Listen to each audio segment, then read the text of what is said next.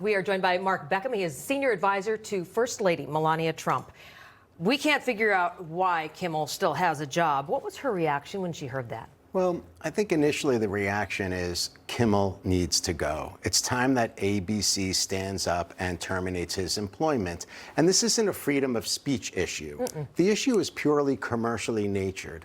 Why does ABC and the advertisers want to stand behind Kimmel when over and over again, for such a long time now, he spews this hateful rhetoric, this political divisiveness? It's clear that his intent is not to entertain. He's not funny. He's not a comedian. He enters the homes of Americans every single night. 50% of them don't agree with his perspective, but yet ABC stands behind him. Yeah, what about, so, he was suspended the first time because of making jokes after the death of Charlie Kirk, the assassination. I don't think it's funny. But what about Kimmel supporters who say, this is the First Amendment, it's comedy, it's freedom of speech, he can say whatever he wants? I don't think it's funny either. And frankly speaking, I think we should take an analysis of what the Democrat Party means today, what it has become. First of all, I read this week, just maybe yesterday in the Wall Street Journal, that violence, political violence has increased from Democrats against Republicans. It's no longer mainly Republicans against Democrats. Second, think about the Democrat Party and who has stood up against this rhetoric yesterday. Axelrod is the only one who said there should be an apology, and Fetterman. What does it mean when your entire party doesn't see a problem with this hateful rhetoric that has now turned into 3 assassination attempts of a United States president?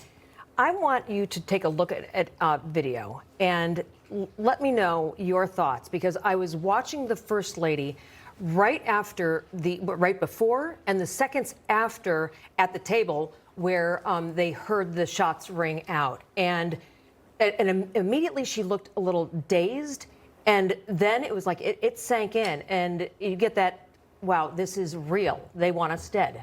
And you look at this video or this photo right here. What did she talk about at this, after this incident? Edie, I appreciate you giving the opportunity to address this. Well, first of all, our First Lady was not afraid. People think the facial expression that she was making points towards her being afraid. She was in control. She knew exactly what she had to do. She was the first to go under the table. She was telling the others, get down, get safe. She understood that, and she crawled her way to safety. What's nice about it is she understands that she loves the role of First Lady, and she understands in that role, in that position, there are now, unfortunately, inherent threats. Yeah. She understands that that exists, but everyone in the room was safe, and she's really happy that everybody was healthy. Yeah, I mean, not afraid, but she doesn't want to lose her husband. And she wasn't there in Butler, Pennsylvania, and she wasn't on the golf course in Palm Beach. But I'll tell you what, she was sitting right next to him on Saturday night. And the rest of the media, they make this about how traumatic this was for them to experience it. People thought it was dishes, not gunshots. Think about how traumatic this is just for the Trump family. Yeah. Think about how traumatic it is for Barron Trump. Okay, nobody talks about him. He's a young guy now, 19 years old, and he's now had to witness this 3 times on television. RFK had to witness it once, and he lost his father. Okay, now Barron Trump's had to turn on the TV 3 times and witness 3 separate attempts on his father, who thankfully is still with us. So then what do we do? What do we do as a society to stop that type of pressure? How could young people that want to get into politics go into politics? You could start with getting rid of Jimmy Kimmel.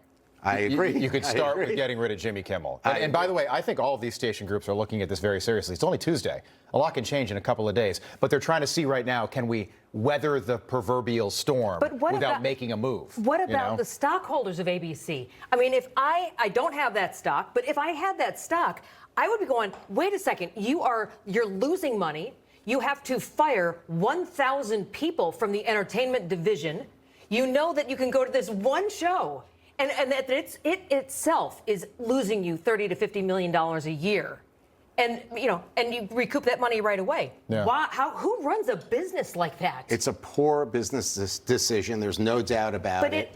Then why? But it's fracturing. What do they want to do? It's also fracturing our community. So you could look at some of the advertisers for Kimmel's show. They've actually supported the 47th presidential administration. They've supported the First Lady as well as the president. If you take a look at the list, you'll see there are people who have been supporting the president since the 47th administration has started. Yeah.